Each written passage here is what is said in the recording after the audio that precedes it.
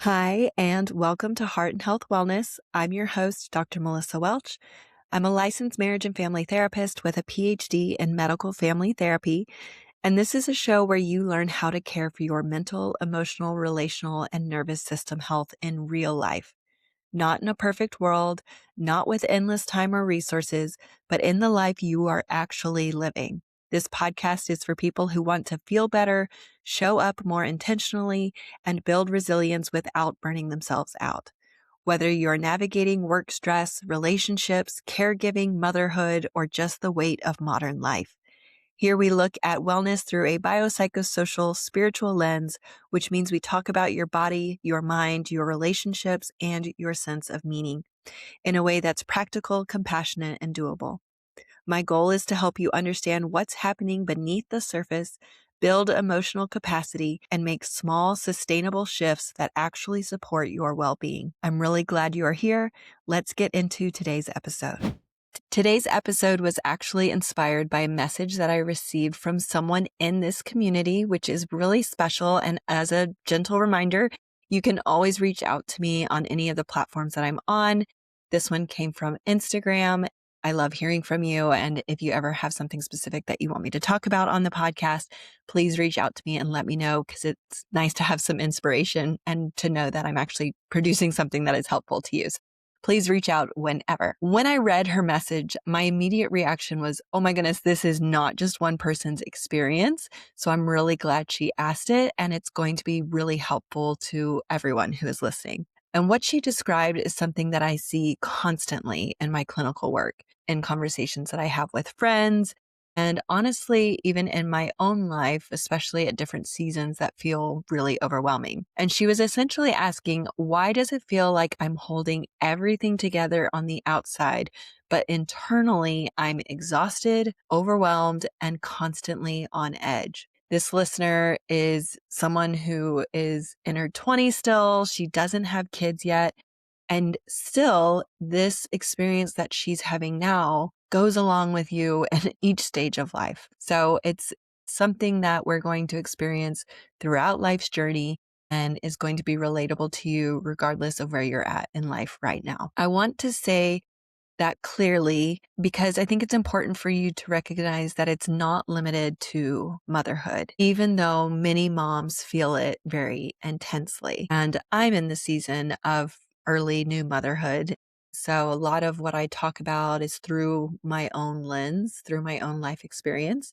But I also try to keep in mind how it can be helpful to others who are in a completely different life experience. And so this is about capable people, responsible people, high functioning women and men, and the ones who are handling things, even the really hard things. The pattern that I want to name right away is that you are doing what needs to be done. You are showing up, you are productive, and other people would probably describe you as someone who is strong, dependable, or organized. And yet, even though that's the image that you're giving on the outside, you still feel stretched thin. You are tired in a way that rest doesn't fully fix. Even when you get 7-8 hours of sleep at night, you wake up feeling tired in the morning and exhausted because your body is tired. And you feel like your nervous system is always buzzing, even when technically there's nothing quote unquote wrong. And because you're functioning, you often tell yourself things like,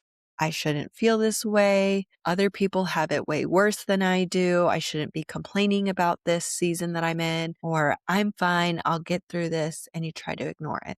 But the truth is that functioning is not the same as being well. And that distinction is the heart of this mini series that we're going to dive into. What's often happening underneath the surface is something called overfunctioning. And overfunctioning involves things like taking responsibility for things that aren't fully yours, anticipating needs before they're even spoken, regulating environments around you or the emotions of others around you, or trying to control outcomes of situations. And so you keep things moving even when you are feeling completely depleted. And the truth is that society rewards this behavior.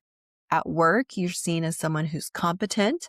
In relationships, you're the reliable one. In families, you're the glue that holds everything together. And so a lot of times it's viewed as this really positive, helpful thing that we want to praise. But over time, this creates chronic nervous system strain. And because your body is constantly in a low grade state of alertness, you're watching, anticipating, and managing everything around you. Eventually, that's going to show up as irritability, snipping at other people, brain fog, emotional numbness or checking out, feeling overwhelmed by even the smallest things that you know really shouldn't be that problematic for you, or just this sense that you are, one inconvenience from completely snapping and losing it. And so this is where I want to bring in the biopsychosocial spiritual lens, because it explains why all of this is happening in a very clear way. I want to take a quick moment to share about a brand that I genuinely love. We are Ama. They're a women-owned company that creates the most meaningful, beautiful pieces for moms. I personally wear my cocoon all the time. It started as a breastfeeding cover, but now I use it as a shawl and scarf, especially when it's cooler outside. And my halo necklace is one of those pieces that I never take off. It's simple, meaningful, and feels really special. If you're looking for a thoughtful gift for a new mom or something just for you, you can save 15% with the code Melissa, MELISSA. I'll link everything in the show notes below. So if you're new to the show, if you're just finding us, I talk about the biopsychosocial spiritual lens all the time. It's what I was trained in my doctorate program, and it just is a really nice framework for understanding wellness, well-being, and your life in general. And so I break it down into the biopsychosocial and spiritual domains. So biologically, your nervous system is not getting enough true down regulation where it can really reset.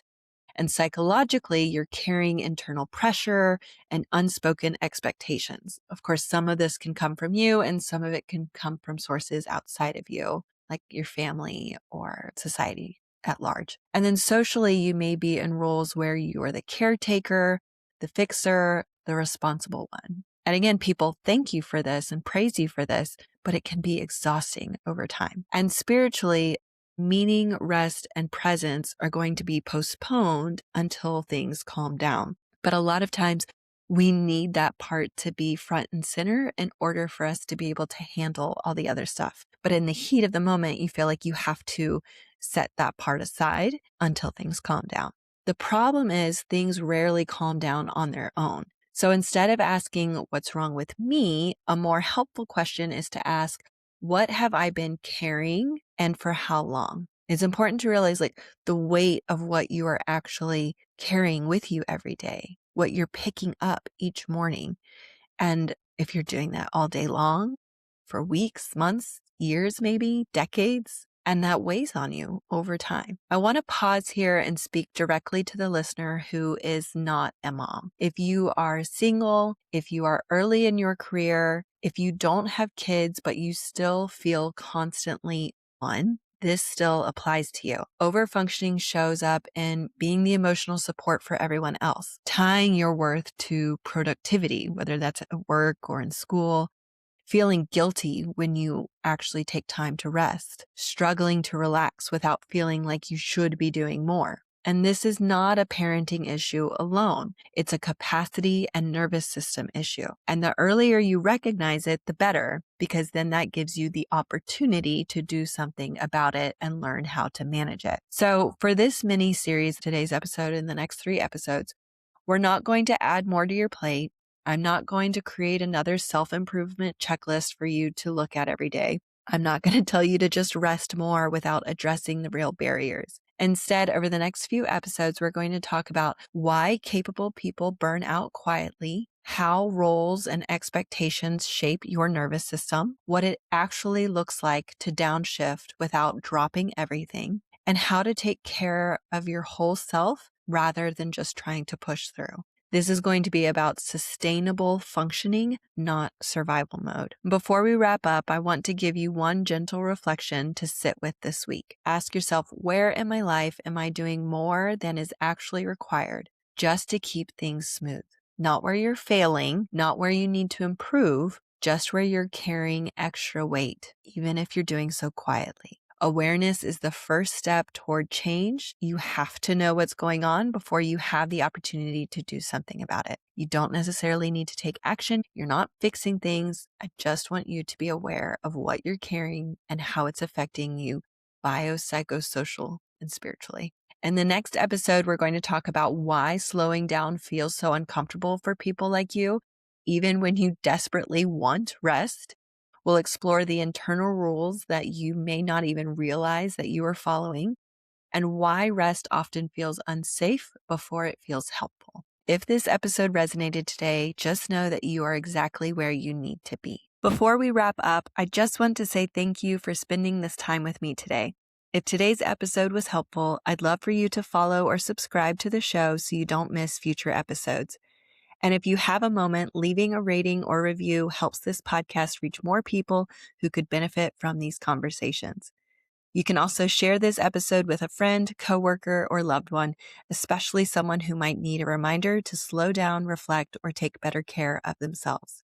You can find me on Instagram or TikTok at Heart and Health Wellness, where I share more tools, reflections, and behind the scenes moments. Thanks again for being here. Take care of yourself. And until next time, be well.